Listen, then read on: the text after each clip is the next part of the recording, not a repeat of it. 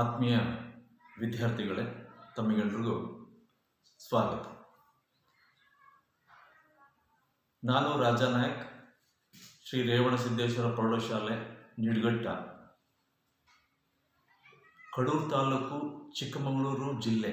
ಇಲ್ಲಿ ಕಲಾ ಶಿಕ್ಷಕನಾಗಿ ಕಾರ್ಯವನ್ನು ನಿರ್ವಹಿಸ್ತಾ ಇದ್ದೀನಿ. ಕಳೆದ ಹಲವಾರು ತರಗತಿಗಳಲ್ಲಿ ನಾವು ಈ ಸಮಾಜ ವಿಜ್ಞಾನ ಪಾಠಗಳನ್ನು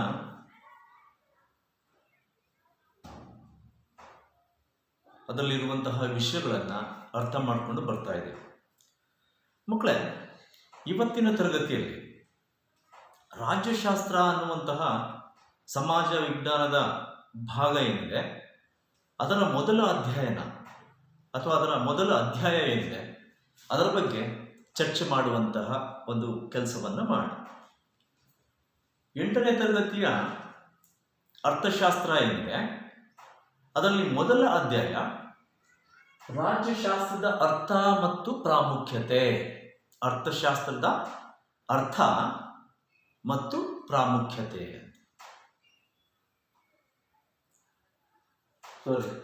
ರಾಜ್ಯಶಾಸ್ತ್ರದ ಅರ್ಥ ಮತ್ತು ಪ್ರಾಮುಖ್ಯತೆ. ರಾಜ್ಯಶಾಸ್ತ್ರ ಅನ್ನೋದು ಹಿಂದಿನ ತರಗತಿಗಳಲ್ಲಿ ಓದಿರ್ತೀರ. ಅಲ್ಲಿ ಸಾಮಾನ್ಯವಾಗಿ ಪೌರನೀತಿ ಅನ್ನುವಂತಹ ಭಾಗ ಇರುತ್ತೆ. ಆ ಪೌರನೀತಿಯಲ್ಲಿ ಕಲಿಕೆ ಮಾಡಿರುವಂತಹ ಅಂಶಗಳೇನಿದೆ ಅದು ಕೂಡ ಈ ರಾಜ್ಯಶಾಸ್ತ್ರದಲ್ಲೇ ಬರುವಂಥದ್ದು. ಹಾಗಾಗಿ ಮಕ್ಕಳೇ, ಇವತ್ತು ನಾವು ಈ ಒಂದು ತರಗತಿಯಲ್ಲಿ ರಾಜ್ಯಶಾಸ್ತ್ರದ ಅರ್ಥ ಮತ್ತು ಪ್ರಾಮುಖ್ಯತೆ ಏನಿದೆ ಅದರಲ್ಲಿ ಕೆಲವೊಂದು ಕಲಿಕಾ ಅಂಶಗಳನ್ನು ನಾವು ತಿಳ್ಕೊಳ್ಳುವಂಥ ಪ್ರಯತ್ನವನ್ನು ಮಾಡಿ. ಮೊದಲನೇದಾಗಿ ರಾಜ್ಯಶಾಸ್ತ್ರದ ಪರಿಕಲ್ಪನೆ. ರಾಜ್ಯಶಾಸ್ತ್ರದ ಉಗಮ ಹೇಗಾಯಿತು? ಆಮೇಲೆ ರಾಜ್ಯಶಾಸ್ತ್ರದ ಆರಂಭಿಕ ಚಿಂತಕರೇನಿದ್ರು ಅವ್ರ ಬಗ್ಗೆ ಇವತ್ತಿನ ತರಗತಿಯಲ್ಲಿ ತಿಳ್ಕೊಳ್ಳೋಣ. ಹಾಗೆ ಈ ಒಂದು ರಾಜ್ಯಶಾಸ್ತ್ರದ ಬೆಳವಣಿಗೆ ಹೇಗಾಯಿತು, ರಾಜ್ಯಶಾಸ್ತ್ರ ಹೇಗೆ ಬೆಳೀತು ಅನ್ನುವಂತಹ ವಿಷಯದ ಬಗ್ಗೆ ಇವತ್ತಿನ ತರಗತಿಯಲ್ಲಿ ತಿಳ್ಕೊಳ್ಳೋಣ ಮಕ್ಕಳೇ. ಎಲ್ಲರೂ ತಯಾರಾಗಿದ್ದೀರಲ್ವಾ? ಸೊ ನಾನು ತರಗತಿಯನ್ನು ಮಾಡ್ತಾ ಇರ್ತೇನೆ. ಸೊ ಅಲ್ಲಿ ನಿಮ್ಮ ನೋಟ್ಗಳಲ್ಲಿ ಪಾಯಿಂಟ್ಗಳನ್ನು ಬರ್ಕೊಳ್ತಾ ಹೋಗಿ, ಪಾಠ ಅಂದರೆ ಅರ್ಥ ಮಾಡ್ಕೊಳ್ತಾ ಸೊ ಪಾಯಿಂಟ್ಗಳನ್ನು ಕೂಡ ಬರಿತಾ ಹೋದರೆ ನಿಮ್ಮ ತಲೆಯಲ್ಲಿ ಚೆನ್ನಾಗಿ ಉಳ್ಕೊಳ್ಳುತ್ತೆ. ಆ ಪಾಯಿಂಟ್ಗಳನ್ನು ಬರ್ಕೊಳ್ಳೋದ್ರಿಂದ ಏನು ಉಪಯೋಗ ಆಗುತ್ತೆ ಅಂದರೆ, ಸಂಜೆ ನೀವು ಒಂದ್ಸರಿ ಪಾಠ ಓದಿ ಆಮೇಲೆ ಆ ಪಾಯಿಂಟ್ಗಳನ್ನು ನೋಡಿದಾಗ ಆ ವಿಷಯಗಳು ತಕ್ಷಣಕ್ಕೆ ನೆನಪಿಗೆ ಬರುತ್ತೆ. ಸೊ ಹಾಗಾಗಿ ಒಂದು ಕಡೆ ಕೇಳ್ತಾ ಅರ್ಥ ಮಾಡ್ಕೊಳ್ತಾ, ಅಥವಾ ನಿಮಗೆ ಯಾವ ರೀತಿ ಬರ್ಕೊಳ್ಳೋಕೆ ಸಾಧ್ಯನೋ ಆ ರೀತಿ ಬರ್ಕೊಳ್ತಾ, ಅರ್ಥ ಆಗ್ತಾ ಇದ್ರೆ ಮತ್ತೆ ಪ್ರಶ್ನೆಗಳನ್ನು ಹಾಕಿ ಅಥವಾ ಇದು ಅರ್ಥ ಆಗಲಿಲ್ಲ ಅಂತ ಹೇಳಿ ಈ ಒಂದು ವಿಷಯವನ್ನು ತಿಳ್ಕೊಳ್ಳುವಂಥ ಪ್ರಯತ್ನವನ್ನು ತಾವೆಲ್ಲರೂ ಮಾಡಬೇಕು. ಆಯ್ತಾ ಮಕ್ಕಳೇ? ಸೊ ಹಾಗಾದರೆ ಇವತ್ತಿನ ತರಗತಿಯಲ್ಲಿ ಈ ಒಂದು ರಾಜ್ಯಶಾಸ್ತ್ರದ ಅರ್ಥ ಮತ್ತು ಪ್ರಾಮುಖ್ಯತೆ ಬಗ್ಗೆ ತಿಳ್ಕೊಳ್ಳುವಂಥ ಪ್ರಯತ್ನವನ್ನು ಮಾಡಿ. ಮೊದಲನೇದಾಗಿ ರಾಜ್ಯಶಾಸ್ತ್ರದ ಪರಿಕಲ್ಪನೆ. ರಾಜ್ಯಶಾಸ್ತ್ರದ ಪರಿಕಲ್ಪನೆಯಲ್ಲಿ ಮಕ್ಕಳೇ ನಾವು ನೋಡುವಂಥದ್ದು, ಒಂದು ರಾಜ್ಯಶಾಸ್ತ್ರ ಅನ್ನುವಂಥದ್ದು ಒಂದು ಸಮಾಜ ವಿಜ್ಞಾನ.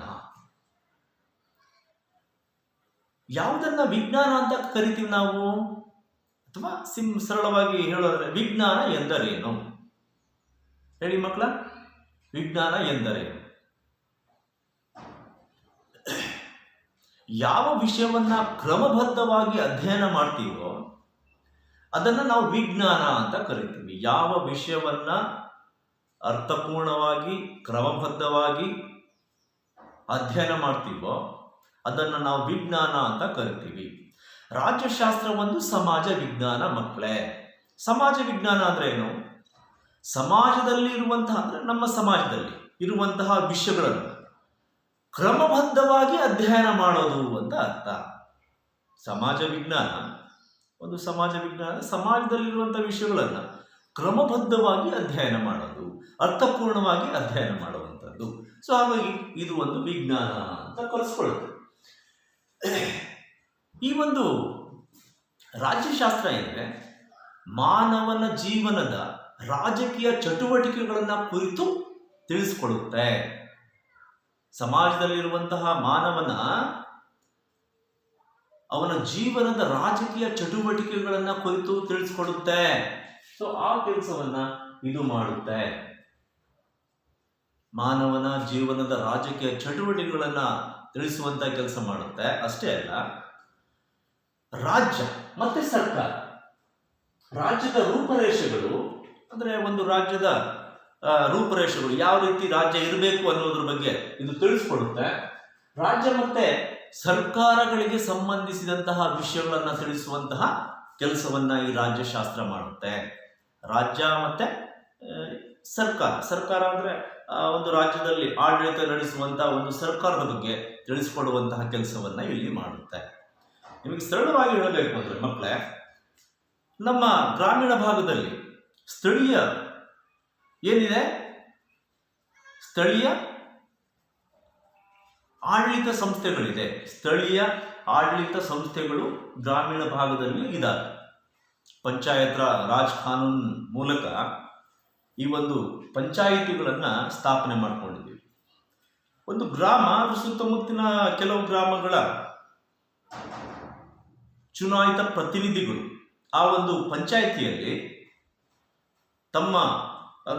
ಆ ಒಂದು ಪಂಚಾಯಿತಿಯ ಕೆಲಸಗಳನ್ನ ನಿರ್ವಹಿಸುವಂತ ಕೆಲಸವನ್ನ ಮಾಡ್ತಾರೆ. ಅಂದ್ರೆ ಆ ಗ್ರಾಮೀಣ ಭಾಗದ ಅಭಿವೃದ್ಧಿಗೆ ಯಾವೆಲ್ಲ ಕೆಲಸಗಳು ಬೇಕು, ಯಾವೆಲ್ಲ ಕೆಲಸಗಳನ್ನ ಮಾಡಬೇಕು, ನಾವು ಗ್ರಾಮೀಣ ಅಭಿವೃದ್ಧಿ ಹೇಗಾಗಬೇಕು ಅನ್ನೋದ್ರ ಬಗ್ಗೆ ಎಲ್ಲ ಕೆಲಸಗಳನ್ನು ಮಾಡುವಂಥದ್ದು ಈ ಸ್ಥಳೀಯ ಸಂಸ್ಥೆ ಚುನಾವಣಾ ಅಥವಾ ಸ್ಥಳೀಯ ಸಂಸ್ಥೆಯ ಆಡಳಿತ ನಿರ್ವಹಿಸುವಂತಹ ಸಂಸ್ಥೆಗಳು. ಹಾಗೆ ಅದೇ ರೀತಿ ಒಂದು ರಾಜ್ಯ ತನ್ನದೇ ಆದಂತಹ ಸರ್ಕಾರವನ್ನ ಅಥವಾ ಆಡಳಿತವನ್ನ ನಡೆಸುವಂತಹ ಕೆಲಸವನ್ನ ನಾವು ಇಲ್ಲಿ ನೋಡ್ತೇವೆ. ಇವೆಲ್ಲವನ್ನ ತಿಳಿಸ್ಕೊಡುವಂಥದ್ದು ರಾಜ್ಯಶಾಸ್ತ್ರ.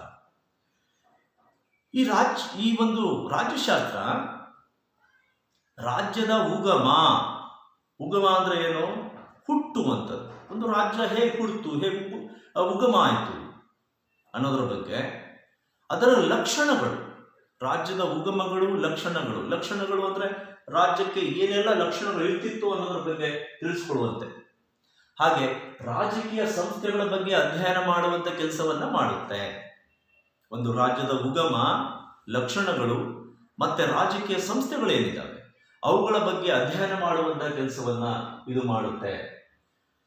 ರಾಜ್ಯದ ಬಗೆಗಿನ ಅಧ್ಯಯನ ಏನಿದೆ, ರಾಜ್ಯದ ಬಗ್ಗೆ ಅಂದ್ರೆ ಒಂದು ರಾಜ್ಯದ ಬಗ್ಗೆ ಅಧ್ಯಯನ ಮಾಡುವಂಥದ್ದನ್ನೇ ನಾವು ಏನಂತ ಕರಿತೀವಿ, ರಾಜ್ಯಶಾಸ್ತ್ರ ಅಂತ ಕರಿತೀವಿ. ಅಥವಾ ಅದರ ಮುಖ್ಯ ವಿಷಯನೇ ಅದು. ಏನು, ರಾಜ್ಯದ ಬಗ್ಗೆ ಅಧ್ಯಯನ ಮಾಡೋದು. ಒಂದು ರಾಜ್ಯದ ಬಗ್ಗೆ ಅಧ್ಯಯನ ಮಾಡುವಂಥದ್ದೇ ಇದರ ಮುಖ್ಯ ಧ್ಯೇಯ ಅಥವಾ ಇದರ ಮುಖ್ಯ ವಿಷಯವಾಗಿ ನಾವಿಲ್ಲಿ ನೋಡ್ತೀವಿ ಮಕ್ಕಳೇ. ಹಾಗಾಗಿ ಈ ಒಂದು ರಾಜ್ಯಶಾಸ್ತ್ರ ಅನ್ನುವಂಥ ಒಂದು ಕಲ್ಪನೆ ಏನಿದೆ ಅದು ಯಾವ್ದ್ರ ಮೇಲೆ ಇದೆ ಅಂದ್ರೆ ಒಂದು ರಾಜ್ಯ, ಅದರ ಉಗಮ, ಅದರ ಲಕ್ಷಣಗಳು, ಸೊ ಇವುಗಳ ಬಗ್ಗೆ ತಿಳಿಸ್ಕೊಡುವಂತಹ ಒಂದು ಕೆಲಸವನ್ನ ಮಾಡುವಂಥದ್ದೇ ರಾಜ್ಯಶಾಸ್ತ್ರ. ಹಾಗಾದ್ರೆ ಮಕ್ಕಳೇ, ಈ ರಾಜ್ಯಶಾಸ್ತ್ರ ಅಂತ ಏನಿದೆ ಅದು ಯಾವಾಗ ಹುಟ್ಕೊಳ್ತು, ಅದರ ಉಗಮ ಹೇಗಾಯಿತು? ಸೊ ಈ ಪ್ರಶ್ನೆಗಳನ್ನು ಹಾಕೊಂಡಾಗ ಮಕ್ಕಳೇ ನಮಗೆ ಇದರ ಉಗಮ ಅಥವಾ ಇದರ ಮೂಲ ಕಂಡು ಬರುವಂಥದ್ದು ಗ್ರೀಕ್ ದೇಶದಲ್ಲಿ ಈ ಒಂದು ರಾಜ್ಯಶಾಸ್ತ್ರದ ಮೂಲವನ್ನ ನಾವು ನೋಡ್ತೀವಿ. ಗ್ರೀಸ್ ದೇಶ, ಗ್ರೀಕ್ ಅಂದ್ರೆ ಗ್ರೀಸ್ ದೇಶದ ಸೊ ಇದರ ಮೂಲ ಅನ್ನೋದು ಸ್ಪಷ್ಟವಾಗಿ ತಿಳಿದು ಬರುವಂಥದ್ದು. ಈ ಗ್ರೀಕರು ಈ ರಾಜ್ಯಶಾಸ್ತ್ರ ಅನ್ನುವಂತಹ ವಿಷಯವನ್ನ ಪರಿಚಯ ಮಾಡಿಕೊಟ್ರು. ರಾಜ್ಯಶಾಸ್ತ್ರ ಅನ್ನುವಂತಹ ವಿಷಯವನ್ನ ಪರಿಚಯ ಮಾಡಿಕೊಟ್ರು. ಅದರ ಮೂಲ ನಾವು ಗ್ರೀಸಲ್ಲೇ ನೋಡ್ತೀವಿ. ಹಾಗಾದ್ರೆ ಅದಕ್ಕಿಂತ ಮುಂಚೆ ಯಾವ ದೇಶದಲ್ಲೂ ಯಾರಿಗೂ ಇದ್ರ ಬಗ್ಗೆ ತಿಳಿದೇ ಇರಲಿಲ್ವಾ?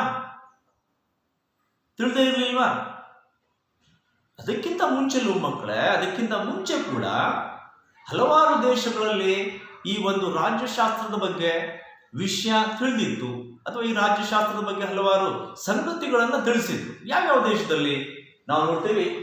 ಪ್ರಾಚೀನ ಈಜಿಪ್ಟ್, ಪ್ರಾಚೀನ ಕಾಲದ ಒಂದು ಇತಿಹಾಸವನ್ನು ನೋಡುವಾಗ ಈ ಗ್ರೀಕರಿಗಿಂತ ಮೊದಲು ಈಜಿಪ್ಟಿಯನ್ನರು, ಬೆಬಿಲೋನಿಯನ್ನರು, ಪರ್ಷಿಯನ್ನರು, ಭಾರತೀಯರು ಹಾಗೂ ಚೀನಿಯರು ಕೂಡ ಈ ಒಂದು ರಾಜ್ಯಶಾಸ್ತ್ರದ ಬಗ್ಗೆ ಅಥವಾ ಈ ರಾಜನೀತಿಯ ಬಗ್ಗೆ ಕೆಲವೊಂದು ವಿಷಯಗಳನ್ನ ಹೇಳ್ತಾ ಇದ್ರು. ಈ ರಾಜನೀತಿಗೆ ಸಂಬಂಧಿಸಿದಂತಹ ಕೆಲವು ವಿಚಾರಗಳನ್ನ ವ್ಯಕ್ತಪಡಿಸ್ತಾ ಇದ್ರು. ಸೊ ಹೀಗೆ ಈ ರಾಜ್ಯಶಾಸ್ತ್ರ ಒಂದು ರಾಜನೀತಿ ಅನ್ನೋದನ್ನ, ರಾಜ್ಯಶಾಸ್ತ್ರ ಅನ್ನುವಂಥದ್ದು ರಾಜನೀತಿ ಅನ್ನೋದನ್ನ ಪ್ರಾಚೀನ ಕಾಲದ ಹಲವಾರು ದೇಶಗಳಲ್ಲಿ ಇದನ್ನ ನೋಡ್ತೀವಿ. ರಾಜನೀತಿ ಅನ್ನುವಂಥ ಒಂದು ಬಳಕೆ ಅಥವಾ ಈ ರಾಜನೀತಿಯ ಬಗ್ಗೆ ಹಲವಾರು ವಿಷಯಗಳನ್ನ, ಹಲವಾರು ವಿಚಾರಗಳನ್ನ ಅವರು ಹಂಚಿಕೊಂಡಿದ್ದನ್ನ ಅಥವಾ ತಮ್ಮ ಅಭಿಪ್ರಾಯಗಳನ್ನ ವ್ಯಕ್ತಪಡಿಸಿರೋದನ್ನ ಈಜಿಪ್ಟಿಯನರು, ಬೆಬಿಲೋನಿಯನರು, ಪರ್ಷಿಯನ್ನರು, ಭಾರತೀಯರು, ಚೀನಿಯರು. ಸೊ ಇವೆಲ್ಲ ಪ್ರಾಚೀನ ನಾಗರಿಕತೆಗಳ ಕಾಲದಲ್ಲಿ ನಾವು ನೋಡುವಂಥದ್ದು, ಪ್ರಾಚೀನ ನಾಗರಿಕತೆಗಳ ಕಾಲ. ಸೊ ಹೀಗಾಗಿ ಪುರಾತನ ಕಾಲದಿಂದಲೂ ಈ ರಾಜ್ಯಶಾಸ್ತ್ರ ಅಥವಾ ರಾಜನೀತಿ ಅನ್ನುವಂಥದ್ದು ಬಳಕೆಯಲ್ಲಿತ್ತು. ಆದರೆ ಅದನ್ನು ಒಂದು ಕ್ರಮಬದ್ಧವಾದ ಅಧ್ಯಯನವನ್ನಾಗಿ ಯಾರು ಅಭಿವೃದ್ಧಿಪಡಿಸಿರಲಿಲ್ಲ. ಕ್ರಮಬದ್ಧವಾದ ಅಧ್ಯಯನ, ಈ ಒಂದು ರಾಜ್ಯಶಾಸ್ತ್ರವನ್ನ ಒಂದು ವಿಜ್ಞಾನದ ವಿಷಯವನ್ನಾಗಿ ಯಾರು ಅದನ್ನ ಅಭಿವೃದ್ಧಿಪಡಿಸಿರಲಿಲ್ಲ. ಕ್ರಮಬದ್ಧ ಅಧ್ಯಯನವನ್ನಾಗಿ ಅದನ್ನ ರೂಪಿಸಿರಲಿಲ್ಲ. ಈ ಕ್ರಮಬದ್ಧ ಅಧ್ಯಯನವನ್ನಾಗಿ ರೂಪಿಸಿದವರೇ ಗ್ರೀಸರು. ರಾಜ್ಯಶಾಸ್ತ್ರವನ್ನ ಒಂದು ಕ್ರಮಬದ್ಧವಾದ ವಿಷಯವನ್ನಾಗಿ ರೂಪಿಸಿದವರು ಗ್ರೀಸರು, ಗ್ರೀಕ್ ದೇಶದವರು, ಗ್ರೀಸ್ನವರು. ಸೊ ಹಾಗಾಗಿ ಮಕ್ಕಳೇ, ರಾಜ್ಯಶಾಸ್ತ್ರಕ್ಕೆ ಒಂದು ಸ್ವತಂತ್ರ ವಿಜ್ಞಾನದ ಸ್ಥಾನಮಾನವನ್ನ ಕೊಟ್ಟವರು ಗ್ರೀಕರು. ಸ್ವತಂತ್ರ ವಿಜ್ಞಾನ ನಾವು ನೋಡ್ತೇವೆ. ಸಮಾಜದಲ್ಲಿ ಇರುವಂತಹ ಮಾನವನ ರಾಜಕೀಯ ಜೀವನದ ಬಗ್ಗೆ ಏನೆಲ್ಲ ಅಂಶಗಳಿರುತ್ತೆ, ಏನೆಲ್ಲ ವಿಚಾರಗಳಿರುತ್ತೆ, ಏನೆಲ್ಲ ಚಟುವಟಿಕೆಗಳಿರುತ್ತೆ. ಸೊ ಇವುಗಳ ಬಗ್ಗೆ, ಒಂದು ರಾಜ್ಯದ ಬಗ್ಗೆ, ಒಂದು ರಾಜ್ಯದ ಉಗಮದ ಬಗ್ಗೆ, ಅದರ ಲಕ್ಷಣಗಳ ಬಗ್ಗೆ, ಸರ್ಕಾರದ ರೂಪರೇಷೆಗಳ ಬಗ್ಗೆ ಎಲ್ಲವನ್ನ ಒಂದು ಕ್ರಮಬದ್ಧ ವಿಜ್ಞಾನವನ್ನಾಗಿ ಜಾರಿಗೆ ತಂದವರು ಗ್ರೀಕರು. ಸೊ ಹಾಗಾಗಿ ಗ್ರೀಕ್ ದೇಶದಲ್ಲಿ ನಾವು ಈ ರಾಜ್ಯಶಾಸ್ತ್ರದ ಮೂಲವನ್ನ ನೋಡ್ತೀವಿ. ಹಾಗಾದ್ರೆ ಮಕ್ಕಳೇ, ರಾಜ್ಯಶಾಸ್ತ್ರದ ಮೂಲವನ್ನ ನಾವು ಗ್ರೀಕ್ ದೇಶದಲ್ಲಿ ನೋಡ್ತೀವಿ ಅಂದಾಗ, ಆ ದೇಶದಲ್ಲಿ ಯಾವ ಚಿಂತಕರು ಈ ಒಂದು ರಾಜ್ಯಶಾಸ್ತ್ರದ ಬೆಳವಣಿಗೆ ಕಾರಣರಾದರು ಅನ್ನೋದನ್ನ ನಾವು ನೋಡುವಾಗ ಮಕ್ಕಳೇ, ರಾಜ್ಯಶಾಸ್ತ್ರದ ಆರಂಭಿಕ ಚಿಂತಕರು ಅನ್ನುವಂಥ ವಿಷಯವನ್ನ ತಿಳ್ಕೋಬೇಕಾಗುತ್ತೆ. ಮಕ್ಕಳ, ರಾಜ್ಯಶಾಸ್ತ್ರದ ಆರಂಭಿಕ ಚಿಂತಕರು ಅಂದ್ರೆ ಏನು? ಚಿಂತಕರು ಅಂದ್ರೆ ಯಾರು? ಹೊಸ ವಿಷಯಗಳ ಬಗ್ಗೆ ಚಿಂತನೆಗಳನ್ನ ಮಾಡೋರು, ಹೊಸ ವಿಷಯಗಳ ಬಗ್ಗೆ ಹೊಸ ರೀತಿಯಾದಂತಹ ಚಿಂತನೆಗಳನ್ನ ಮಾಡಿ ಅವುಗಳಿಗೆ ಒಂದು ಸ್ಪಷ್ಟ ಸ್ವರೂಪವನ್ನ ಕೊಟ್ಟು ಹೊಸ ವಿಷಯಗಳನ್ನ ತಿಳಿಸಿಕೊಡುವವರು. ಸೊ ಅವರನ್ನ ಚಿಂತಕರು ಅಂತ ಕರಿತೀವಿ. ಹೊಸ ವಿಷಯಗಳ ಬಗ್ಗೆ ಏನ್ ಮಾಡುವಂತವರು, ಒಂದು ಹೊಸ ವಿಷಯಗಳನ್ನ ತಿಳಿಸ್ಕೊಡುವಂಥವ್ರು ಚಿಂತಕರು. ನಾವು ಗ್ರೀಕ್ ದೇಶದ ಚಿಂತಕರ ಬಗ್ಗೆ ನೋಡುವಾಗ, ಗ್ರೀಕ್ ದೇಶದಲ್ಲಿ ತತ್ವಜ್ಞಾನಿಗಳಿದ್ರು. ಗ್ರೀಕ್ ದೇಶದಲ್ಲಿ ಹಲವಾರು ತತ್ವಜ್ಞಾನಿಗಳಿದ್ರು. ಬುದ್ಧಿವಂತರಿದ್ರು, ಜ್ಞಾನಿಗಳಿದ್ರು. ಅದರಲ್ಲಿ ಬಹುಮುಖ್ಯವಾಗಿ ಸಾಕ್ರಟಿಸ್ ಅನ್ನುವಂಥ ತತ್ವಜ್ಞಾನಿ ಈ ಒಂದು ರಾಜ್ಯಶಾಸ್ತ್ರ ಅನ್ನುವಂತಹ ವಿಷಯ ಬಂದಾಗ ಆರಂಭಿಕವಾಗಿ ನಮಗೆ ಇದರ ಬಗ್ಗೆ ವಿಷಯವನ್ನ ಅಂದ್ರೆ ಈ ಒಂದು ರಾಜ್ಯಶಾಸ್ತ್ರದ ಬಗ್ಗೆ ಮೊದಲ ಬಾರಿಗೆ ಮಾಹಿತಿಯನ್ನ ಕಲೆ ಹಾಕಿದಂಥವರು ಸಾಕ್ರಟಿಸ್. ಅವರು ಹಲವಾರು ಅಧ್ಯಯನ ಚಿಂತನೆಗಳನ್ನ ಮಾಡಿ ಸಾಕ್ರಟಿಸ್ ಈ ಒಂದು ವಿಷಯದಲ್ಲಿ ಒಂದು ಏನಪ್ಪಾ ಅಂದ್ರೆ ತನ್ನ ಮುಂದಿನ ಶಿಷ್ಯರಿಗೆ ಅನುಕೂಲ ಮಾಡುವಂತಹ ವಿಷಯವನ್ನ ಮಾಡಿದ್ರು. ಹಾಗಾಗಿ ಸಾಕ್ರಟಿಸ್ ಅವರ ಶಿಷ್ಯ ಪ್ಲೇಟೋ. ಸಾಕ್ರಟಿಸ್ ಅವರ ಶಿಷ್ಯ ಯಾರು? ಪ್ಲೇಟೋ. ಆ ಸಾಕ್ರಟಿಸ್ ಅವರ ಶಿಷ್ಯ ಪ್ಲೇಟೋ ನಂತರದಲ್ಲಿ ಈ ಒಂದು ರಾಜ್ಯಶಾಸ್ತ್ರ ಅನ್ನುವಂತಹ ವಿಷಯ ಇದೆ, ಅದರ ಬಗ್ಗೆ ಬಹಳಷ್ಟು ಅಧ್ಯಯನವನ್ನ ಮಾಡ್ತಾರೆ. ಪ್ಲೇಟೋ ಈತನ ಶಿಷ್ಯ ಪ್ಲೇಟೋ ರಾಜ್ಯಶಾಸ್ತ್ರದ ಚಿಂತಕರಾಗಿದ್ರು. ಅವರು ಒಂದು ಕೃತಿಯನ್ನ ಬರೀತಾರೆ, ರಾಜ್ಯಶಾಸ್ತ್ರದ ಬಗ್ಗೆ ಒಂದು ಕೃತಿಯನ್ನ ಬರೀತಾರೆ ಪ್ಲೇಟೋ.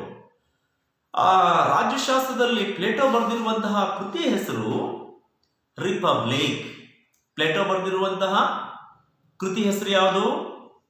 ಮಹಾಕೃತಿ. ಬರೀ ಕೃತಿ ಅಲ್ಲ, ಮಹಾಕೃತಿ. ಅದು ಯಾವುದು? ರಿಪಬ್ಲಿಕ್.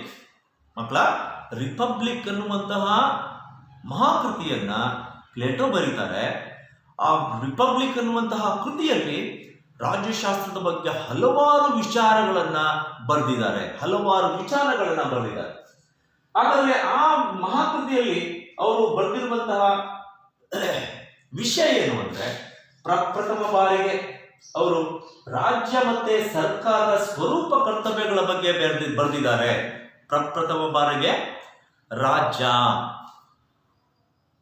ಸರ್ಕಾರಗಳು, ಸರ್ಕಾರ. ಈ ರಾಜ್ಯ ಅಂದ್ರೆ ಅದರ ಸ್ವರೂಪ ಏನು? ಸ್ವರೂಪ ಅಂದ್ರೆ ಏನು? ಅದರ ರೂಪ ಅಂತ. ಸ್ವರೂಪ ಮೀನ್ಸ್ ಅದು ಅದರ ರೂಪ, ರಾಜ್ಯದ ಒಂದು ರೂಪ, ಸರ್ಕಾರದ ಒಂದು ರೂಪದ ಬಗ್ಗೆ, ಅವುಗಳ ಕರ್ತವ್ಯಗಳ ಬಗ್ಗೆ ಬರೆದಿದ್ದಾರೆ. ರಾಜ್ಯ ಅಥವಾ ಸರ್ಕಾರದ ಕರ್ತವ್ಯಗಳೇನು ಅನ್ನೋದ್ರ ಬಗ್ಗೆ ಪ್ರಪ್ರಥಮ ಬಾರಿಗೆ ರಿಪಬ್ಲಿಕ್ ಅನ್ನುವಂತಹ ಗ್ರಂಥದಲ್ಲಿ ಪ್ಲೇಟೋ ಅವರು ಬರೆದಿದ್ದಾರೆ ಮಕ್ಕಳೇ. ಹಾಗಾಗಿ ಪ್ಲೇಟೋ ಅವರ ರಿಪಬ್ಲಿಕ್ ಅನ್ನುವಂತಹ ಮಹಾಕೃತಿ ಏನಿದೆ ಅದು ರಾಜ್ಯಶಾಸ್ತ್ರದಲ್ಲಿ ದೊಡ್ಡ ಗ್ರಂಥವಾಗಿ ಅಥವಾ ಮಹಾನ್ ಗ್ರಂಥವಾಗಿ ಗುರುತಿಸಿಕೊಂಡಿರುವಂಥದ್ದು. ಪ್ಲೇಟೋ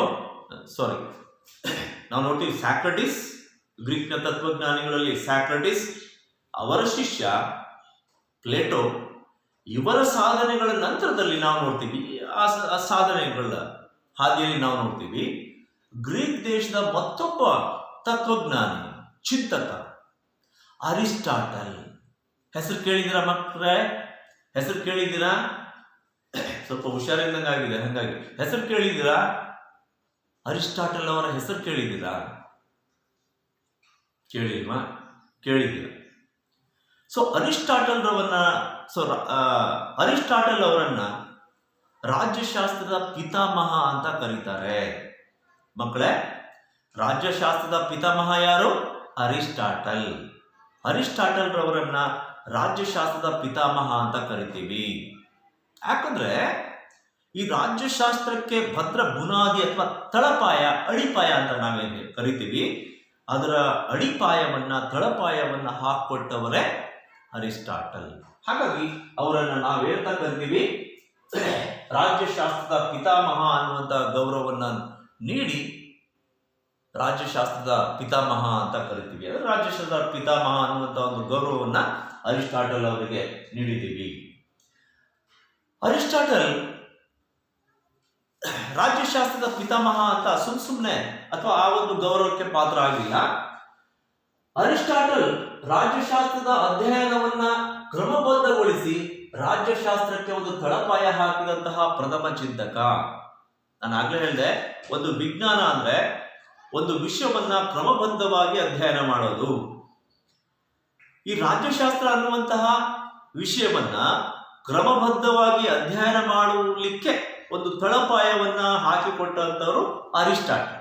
ಸೊ ಹಾಗಾಗಿ ಅವರು ಈ ಗೌರವಕ್ಕೆ ಅಥವಾ ರಾಜ್ಯಶಾಸ್ತ್ರದ ಪಿತಾಮಹ ಅನ್ನುವಂತಹ ಗೌರವಕ್ಕೆ ಪಾತ್ರರಾಗ್ತಾರೆ. ಅಂದ್ರೆ ರಾಜ್ಯಶಾಸ್ತ್ರಕ್ಕೆ ಒಂದು ತಳಪಾಯ, ಒಂದು ಕ್ರಮಬದ್ಧವಾದಂತಹ ಒಂದು ವಿಜ್ಞಾನ ಅನ್ನೋದನ್ನ ಸೊ ನಾವಿಲ್ಲಿ ಅರಿಸ್ಟಾಟಲ್ ಅವರಿಂದ ತಿಳ್ಕೊತೀವಿ. ಜೊತೆಗೆ ಅರಿಸ್ಟಾಟಲ್ ರವರು ಈ ಒಂದು ರಾಜ್ಯಶಾಸ್ತ್ರದ ಬಗ್ಗೆ ಪ್ರಪಂಚದಲ್ಲೇ ಪ್ರಪ್ರಥಮವಾಗಿ ಒಂದು ಗ್ರಂಥವನ್ನ ಬರೀತಾರೆ, ಪಾಲಿಟಿಕ್ಸ್ ಅನ್ನುವಂಥ ಗ್ರಂಥ. ಅದರ ಹೆಸರೇ ಆಗಿದೆ, ಪಾಲಿಟಿಕ್ಸ್ ಅಂದ್ರೆ ರಾಜ್ಯಶಾಸ್ತ್ರ ಅಂತ. ಪಾಲಿಟಿಕ್ಸ್ ಅದರ ಅರ್ಥ ಏನು? ರಾಜ್ಯಶಾಸ್ತ್ರ. ಆ ಪಾಲಿಟಿಕ್ಸ್ ಅನ್ನುವಂತಹ ಗ್ರಂಥವನ್ನ ಕೂಡ ಅವರು ಬರೀತಾರೆ.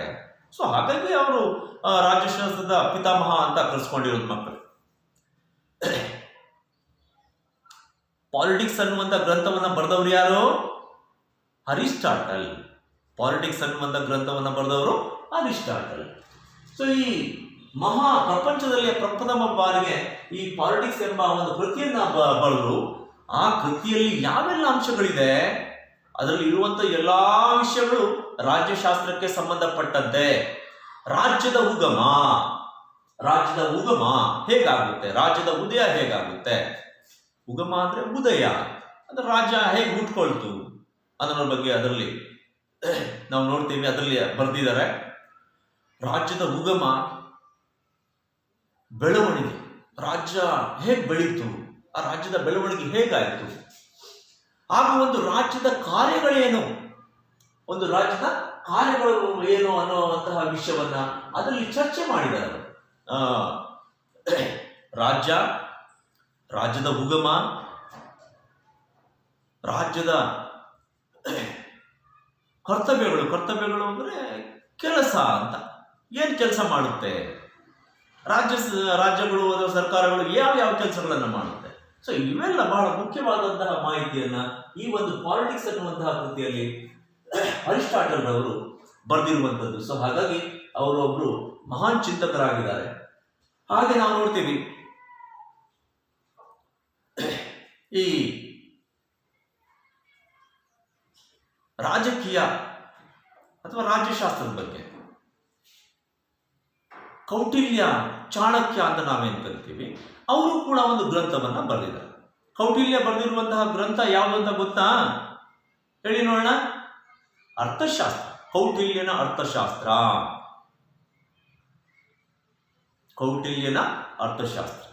ಈಗ ಇತಿಹಾಸದಲ್ಲಿ ಮೌರ್ಯರ ಬಗ್ಗೆ ನಾವು ಏನು ವಿಷಯ ತಿಳ್ಕೊತೀವಿ, ಅದರಲ್ಲಿ ಈ ಕೌಟಿಲ್ಯ ಆ ಮೌರ್ಯ ಸಾಮ್ರಾಜ್ಯವನ್ನ ಹೇಗೆ ಸ್ಥಾಪನೆ ಮಾಡ್ದ, ಹೇಗೆ ಬೆಳೆಸ್ದ ಅನ್ನೋದ್ರ ಬಗ್ಗೆ ನಾವು ನೋಡ್ತೀವಿ.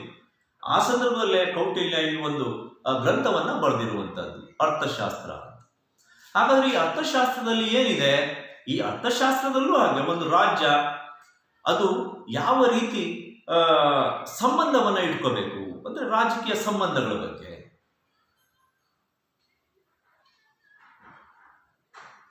ರಾಜ್ಯದ ಕರ್ತವ್ಯಗಳೇನು, ರಾಜ್ಯ ಆರ್ಥಿಕವಾಗಿ ಹೇಗಿರಬೇಕು. ಸೊ ಹಲವಾರು ಅಂಶಗಳನ್ನ ಈ ಅರ್ಥಶಾಸ್ತ್ರದಲ್ಲಿ ಬರೆದಿದ್ದಾರೆ. ಸೊ ಈ ರಾಜಕೀಯ ನೀತಿಗಳು ಅಂದ್ರೆ ರಾಜಕೀಯ ನೀತಿಗಳ ಬಗ್ಗೆ ಈ ಅರ್ಥಶಾಸ್ತ್ರದಲ್ಲಿ ಹಲವಾರು ವಿಚಾರಗಳನ್ನ ಕೌಟಿಲ್ಯ ಬರೆದಿದ್ದಾರೆ. ರಾಜಕೀಯ ನೀತಿಗಳು, ಅವರು ನೀತಿಯಲ್ಲಿ ಬಹಳ ಚಾಣಕ್ಯ ಅಂದ್ರೆ ಬಹಳ ಬುದ್ಧಿವಂತ ಅಂತ, ಜ್ಞಾನಿ ಅಂತಹ ಚಾಣಕ್ಯ ಈ ಅರ್ಥಶಾಸ್ತ್ರ ಅನ್ನುವಂತಹ ಒಂದು ಗ್ರಂಥವನ್ನ ಬರೆದಿದ್ದಾರೆ. ಅದರಲ್ಲಿ ರಾಜಕೀಯ ನೀತಿಗಳ ಬಗ್ಗೆ ಚರ್ಚೆ ಇದೆ, ರಾಜಕೀಯ ಸಿದ್ಧಾಂತಗಳ ಬಗ್ಗೆ ಚರ್ಚೆ ಇದೆ. ಸೊ ಹಲವಾರು ವಿಷಯಗಳು ಅದರಲ್ಲಿ ಇರೋದನ್ನ ನಾವು ನೋಡ್ತೀವಿ. ಹಾಗೆ ಮಕ್ಕಳೇ, ಈ ಒಂದು ರಾಜ್ಯಶಾಸ್ತ್ರ ಏನಿದೆ ಅದರ ಅರ್ಥ, ರಾಜ್ಯಶಾಸ್ತ್ರ ಅಂದ್ರೆ ಪೊಲಿಟಿಕಲ್ ಸೈನ್ಸ್ ಅಂತ, ಪೊಲಿಟಿಕಲ್ ಅಂತ ಅಲ್ವೇ. ಸೊ ಪಾಲಿಟಿಕ್ಸ್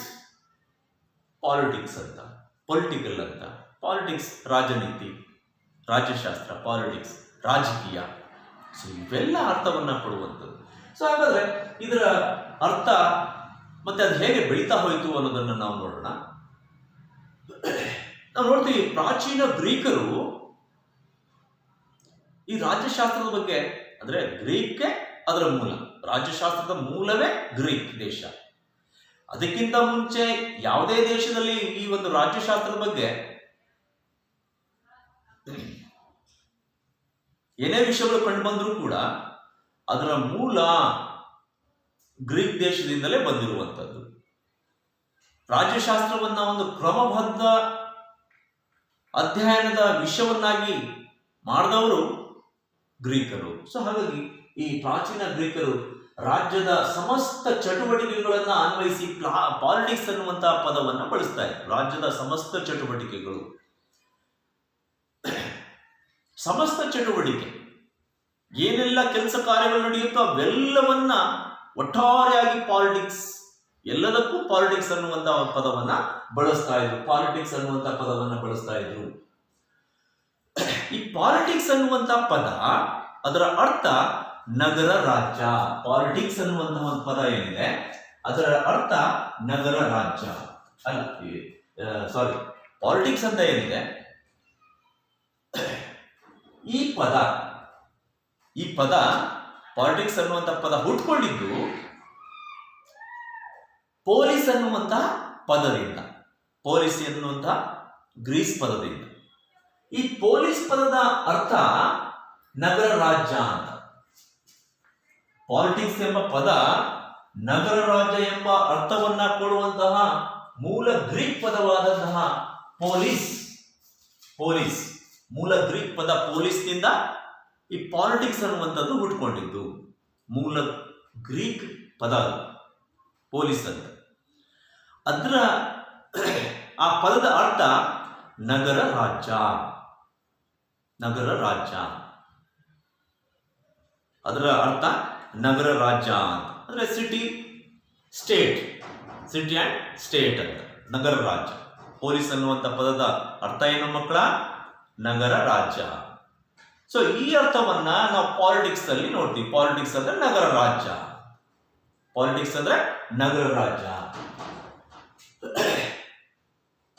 ಏನಿದು ನಗರ ರಾಜ್ಯ? ಯಾಕಂದ್ರೆ ಅವರ ಕಲ್ಪನೆಯಲ್ಲಿ ಅವರ ನಗರವೇ ರಾಜ್ಯವಾಗಿತ್ತು. ರಾಜ್ಯ ಅವರು ಇದ್ದಂತಹ ನಗರಗಳೇನಿದ್ವು ಆ ನಗರಗಳೇ ಅವರ ರಾಜ್ಯ. ಆ ಕಲ್ಪನೆಯಲ್ಲಿ ಅವರು ಪಾಲಿಟಿಕ್ಸ್ ಅನ್ನುವಂತ ಒಂದು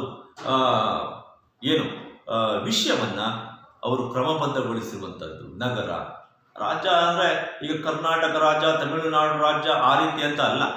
ಅವರು ಪ್ರಾಚೀನ ಗ್ರೀಕರು ಇದ್ದಂತಹ ಆ ನಗರಗಳಲ್ಲಿ ಅಲ್ಲೇ ಒಂದು ಅಧ್ಯಯನ ವಿಷಯಗಳನ್ನಾಗಿ ಮಾಡಿಕೊಂಡು ಅದನ್ನು ಅಭಿವೃದ್ಧಿ ಪಡಿಸಿದಂಥವರು. ಅದರ ಮೂಲ ನಾವು ಅಲ್ಲೇ ನೋಡ್ತೀವಿ. ನಗರ ರಾಜ್ಯ, ಅವರಿಗೆ ನಗರವೇ ರಾಜ್ಯವಾಗಿತ್ತು. ನಗರವನ್ನೇ ರಾಜ್ಯ ಮಾಡಿಕೊಂಡಿದ್ರು. ನಗರವೇ ರಾಜ್ಯವಾಗಿತ್ತು. ನಗರ ರಾಜ್ಯ. ಸೊ ಈ ನಗರ ರಾಜ್ಯದ ಆಡಳಿತ, ನಗರ ಅನ್ನೋದೇನಿದೆ ಆ ನಗರ ರಾಜ್ಯದ ಆಡಳಿತ ಅಧ್ಯಯನ ವಸ್ತುವಾಗಿತ್ತು. ಆಡಳಿತ ಅಧ್ಯಯನ. ಸೊ ಈ ಒಂದು ನಗರ ಅಂತ ಕರಿತೀವಿ. ಗ್ರೀಕರಿಗೆ ನಗರ ಅನ್ನುವಂಥದ್ದೇ ರಾಜ್ಯ. ಆದ್ರೆ ಈಗ ಆಧುನಿಕ ತಜ್ಞರು ಏನ್ ಹೇಳ್ತಾರೆ? ಆಧುನಿಕ ತಜ್ಞರು ರಾಜ್ಯಶಾಸ್ತ್ರ ಮೊದಲು ಏನು ಕರೀತಾ ಇದ್ರು? ಪಾಲಿಟಿಕ್ಸ್. ಗ್ರೀಕರು ಏನು ಕರೀತಾ ಇದ್ರು ಮಕ್ಕಳ? ಪಾಲಿಟಿಕ್ಸ್. ಅಂದ್ರೆ ಗ್ರೀಕರ ಪಾಲಿಗೆ ನಗರವೇ ರಾಜ್ಯವಾಗಿತ್ತು. ಅದನ್ನೇ ಅವರು ಪಾಲಿಟಿಕ್ಸ್ ಅಂತ ಕರೀತಾ ಇದ್ರು. ರಾಜ್ಯಶಾಸ್ತ್ರ ಅನ್ನುವಂಥದ್ದೇ ಅದೇ, ನಗರ ರಾಜ್ಯ. ನಗರವೇ ಅವರಿಗೆ ರಾಜ್ಯವಾಗಿತ್ತು. ಆದ್ರೆ ಈಗ ಆಧುನಿಕ ಚಿಂತಕರೇನಿದ್ದಾರೆ ಅವರು ಈ ರಾಜ್ಯಶಾಸ್ತ್ರವನ್ನ ಬೇರೆ ಬೇರೆ ರೀತಿಯಲ್ಲಿ ಅರ್ಥೈಸ್ತಾರೆ. ಬೇರೆ ಬೇರೆ ರೀತಿಯಲ್ಲಿ ಹಲವಾರು ಆಧುನಿಕ ತಜ್ಞರು ರಾಜ್ಯಶಾಸ್ತ್ರ ಅಂತ ಹೆಸರಿನಿಂದ ಕರೀತಾ ಬರ್ತಾರೆ. ರಾಜ್ಯಶಾಸ್ತ್ರ ಅಂತ ಕರೀತಾರೆ. ರಾಜ್ಯಶಾಸ್ತ್ರವು ರಾಜ್ಯದ ಮೂಲ ಬೆಳವಣಿಗೆಗೆ, ಸೊ ರಾಜ್ಯಶಾಸ್ತ್ರ ಅಂತ ಏನಿದೆ, ಈ ರಾಜ್ಯಶಾಸ್ತ್ರ ಅನ್ನುವಂಥದ್ದು ಅದು ರಾಜ್ಯದ ಮೂಲವನ್ನ, ಮಕ್ಕಳೇ, ರಾಜ್ಯದ ಮೂಲ ಅಂದ್ರೆ ಉದಯ, ಅದರ ಬೆಳವಣಿಗೆ ಹೇಗೆ ಬೆಳೀತು ಅನ್ನೋದು. ಸ್ವರೂಪ ಅಂದ್ರೆ ನಾನು ಆಗ್ಲೇ ಹೇಳ್ತಾ ಇದ್ದೀನಿ, ಒಂದು ರೂಪ ಅಂತ, ಹೇಗಿತ್ತು ಅಂತ. ರಾಜ್ಯಶಾಸ್ತ್ರದ ಏನೆಲ್ಲ ಬರುತ್ತೆ?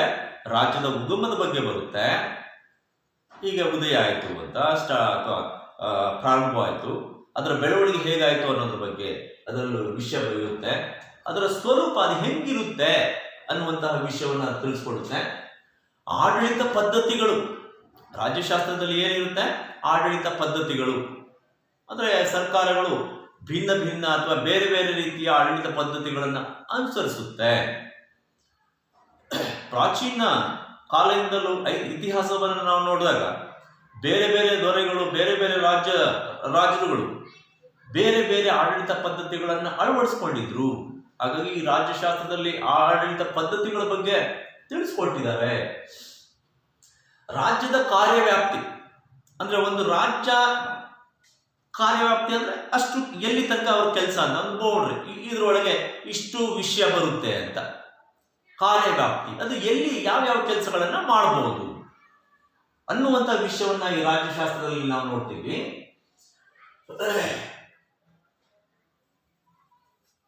ಪೌರರ ಹಕ್ಕು ಬಾಧ್ಯತೆಗಳು, ಪೌರರಿಗೆ ನೀಡುವಂತಹ ಹಕ್ಕು ಬಾಧ್ಯತೆಗಳೇನಿದೆ ನಾವು ನೋಡ್ತೀವಿ. ಸಂವಿಧಾನದಲ್ಲಿ ನಾವು ಮೂಲಭೂತ ಹಕ್ಕುಗಳನ್ನು ನೋಡ್ತೀವಿ. ಮೂಲಭೂತ ಹಕ್ಕುಗಳನ್ನ ಅನುಭವಿಸಿ ಕರ್ತವ್ಯಗಳನ್ನ ನಾವು ನಿಭಾಯಿಸಬೇಕು ಅದನ್ನ ನಾವು ನೋಡ್ತೀವಿ. ಸೊ ಆ ವಿಷಯಗಳನ್ನೇ ಅಧ್ಯಯನ ಮಾಡುವಂಥದ್ದು ರಾಜ್ಯಶಾಸ್ತ್ರ. ಆ ವಿಷಯಗಳ ಬಗ್ಗೆ ಅಧ್ಯಯನ ಮಾಡುತ್ತೆ ರಾಜ್ಯಶಾಸ್ತ್ರ. ಸೊ ಈ ರೀತಿ ಈ ಪ್ರಜೆಗಳ ಪೌರರ ಹಕ್ಕು ಬಾಧ್ಯತೆಗಳು, ರಾಜ್ಯದ ಮೂಲ, ಬೆಳವಣಿಗೆ, ಅದರ ಸ್ವರೂಪ, ಆಡಳಿತ ಪದ್ಧತಿಗಳು, ಭಿನ್ನ ಭಿನ್ನ ಆಡಳಿತ ಪದ್ಧತಿಗಳು, ಕರ್ತವ್ಯಗಳು, ಪೌರರ ಮೂಲಭೂತ ಹಕ್ಕುಗಳು, ಬಾಧ್ಯತೆಗಳು. ಸೊ ಇವೆಲ್ಲ ವಿಷಯಗಳನ್ನ ಕುರಿತು ಅಧ್ಯಯನ ಮಾಡುವಂಥದ್ದೇ ರಾಜ್ಯಶಾಸ್ತ್ರ. ಹಾಗಾದ್ರೆ ರಾಜ್ಯಶಾಸ್ತ್ರ ಏನು ಮಕ್ಕಳೇ? ರಾಜ್ಯಶಾಸ್ತ್ರ ಅನ್ನುವಂಥದ್ದು ಒಂದು ರಾಜ್ಯದ ಉಗಮದ ಬಗ್ಗೆ, ಅದರ ಬೆಳವಣಿಗೆಯ ಬಗ್ಗೆ, ಅದರ ಸ್ವರೂಪದ ಬಗ್ಗೆ, ಅದರ ಭಿನ್ನ ಭಿನ್ನ ಆಡಳಿತ ಪದ್ಧತಿಗಳ ಬಗ್ಗೆ, ಪ್ರಜೆಗಳ ಹಕ್ಕು ಬಾಧ್ಯತೆಗಳ ಬಗ್ಗೆ ಅಧ್ಯಯನ ಮಾಡುವಂತ ಒಂದು ಶಾಸ್ತ್ರ, ಅಧ್ಯಯನ ಮಾಡುವಂತ ಒಂದು ಶಾಸ್ತ್ರವಾಗಿರುವಂಥದ್ದು ಈ ಒಂದು ರಾಜ್ಯಶಾಸ್ತ್ರ ಅನ್ನುವಂಥದ್ದು.